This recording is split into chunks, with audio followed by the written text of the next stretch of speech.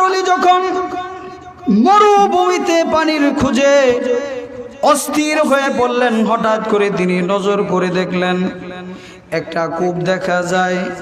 কূপ দেখার পরে আল্লাহর ওলির মনের ভিতরে প্রশান্তি চলে আসলো। যাক, যেহেতু কূপের সন্ধান পেয়েছি, তাহলে এই জায়গা থেকে আমি পানি পান করতে পারবো। কিন্তু আল্লাহর ওলি যখন কূপের কাছে গেলেন, যাওয়ার পর তিনি নজর করে দেখলেন কূপের পানিটা অনেক নিচে, অনেক গভীরে। কূপ থেকে তিনি পানি উত্তোলন করবেন, উঠাবেন, কিন্তু তার কাছে কোনো ধরনের ব্যবস্থা নাই, কোনো আসবাব নাই, কোনো বালতি নাই, কোনো রশি নাই, এমন কোনো আসবাব নাই যেই আসবাব দিয়া, যেই জিনিস দিয়া তিনি কূপের গভীর থেকে পানি উত্তোলন করতে পারবেন। মুসলমান ভাইরা রে আমার, আল্লাহর ওলি নৈরাশ হয়ে গেল, জীবনের মায়া ছেড়ে দিল। কূপের পাশে বসে বসে আল্লাহ পাক রব্বুল আলামিনকে ডাকতে শুরু করলেন, ও প্রভু গো, জিন্দিগিতে কত তোমার ইবাদত করলাম, তোমার গুণগান গাইলাম, আজকে সামান্য একটু পানির জন্য, পানির পিপাসায় আমার অবস্থা এমন হয়ে গেছে, মনে হয় না আমি বাঁচবো, মারা যাব।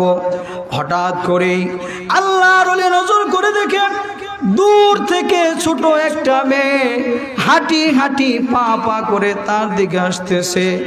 বয়স হবে 10 থেকে 11, আরেক বর্ণনায় এসেছে বয়স হবে 9 থেকে 10।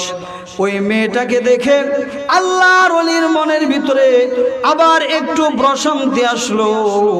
হইতে পারে এই মেয়ের কাছে কূপের থেকে পানি উত্তোলন করার কোনো আসবাব থাকতে পারে, অথবা এই মেয়েটা কূপ থেকে পানি উত্তোলন করার জন্য এই দিকে আসতেছে। আল্লাহর ওলির মনের ভিতরে প্রশান্তি আসলো।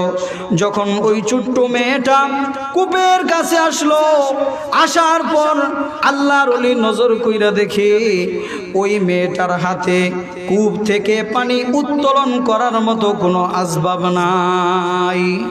আল্লাহর ওলি নৈরাশ হয়ে গেল। আল্লাহর ওলি তখন নৈরাশ হয়ে ওই জায়গায় বসে রয়েছে। ছোট্ট মেয়েটা জিজ্ঞাসা করে, ও চাচা যান, আপনি এই জায়গায় কেন বসে আছেন? আল্লাহর ওলি ডাক দিয়ে বলে, রে মা, আমি সফর করতেছিলাম, মরুভূমি দিয়ে সফর করতেছি, আমার কাছে পানি পান করার মতো কোনো পানি নাই। একটু পানি যে পান করে আমি আমার জীবনটা বাঁচিয়ে রাখবো, আমি আমার তৃষ্ণাটা নিবারণ করব, এমন কোনো পানি নাই। হঠাৎ করে মরুভূমির ভিতরে পানি খুঁজতে খুঁজতে আমি এই কূপের সন্ধান পেয়েছি, কিন্তু কূপের কাছে এসে এই কূপ থেকে পানি উত্তোলন করব, পানিটা অনেক গভীরে, আমার কাছে কোনো আসবাব নাই। তখন ওই ছোট্ট মেয়েটি আল্লাহর ওলিকে ডাক দিয়ে বলতেছে, চাচা যান, এটার জন্য এত টেনশন করার কোনো কারণ নাই। আল্লাহর ওলি আশ্চর্য হয়ে গেলেন, এই মেয়েটির কাছে তো কূপ থেকে পানি উত্তোলন করার মতো কোনো জিনিস নাই। এই মেয়েটা বলে, চাচা যান, পেরেশান হয়ে যাওয়ার কোনো বিষয় না, পেরেশান হয়ে যাওয়ার কোনো দরকার নাই। কেন আপনি পেরেশান হয়ে যাবেন? আল্লাহর ওলি নজর করে দেখে ওই ছোট্ট মেয়েটা কূপের পাশ দিয়ে 3টা গোরানি দিল, আর মনে মনে জিহ্বা নাড়াইয়া, ঠোঁট নাড়াইয়া কি জানি বলল।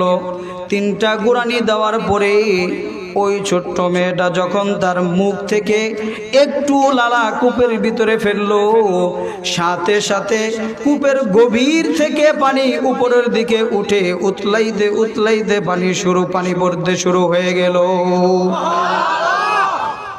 আল্লাহর ওলি পানি পান করলেন, তৃপ্তি সহকারে পানি পান করলেন।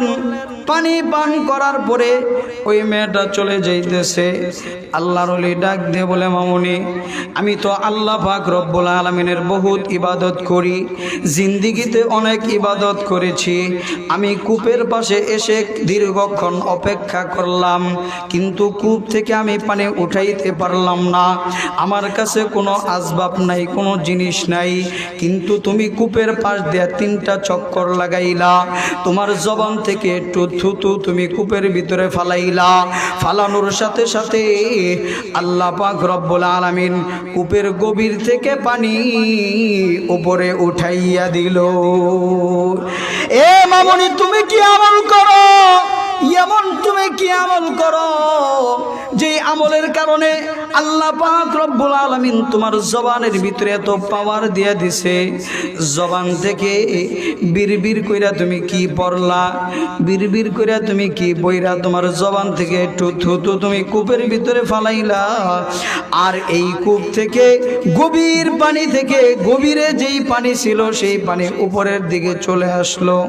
ওই মেয়ে ডাক দিয়া বলে, চাচা যান, আমি কি আমল করি সেটা আপনার জানার কোনো দরকার নাই, তবে আমি এখন এই মুহূর্তে কি আমল করেছি সেটা আপনাকে আমি বলতেছি।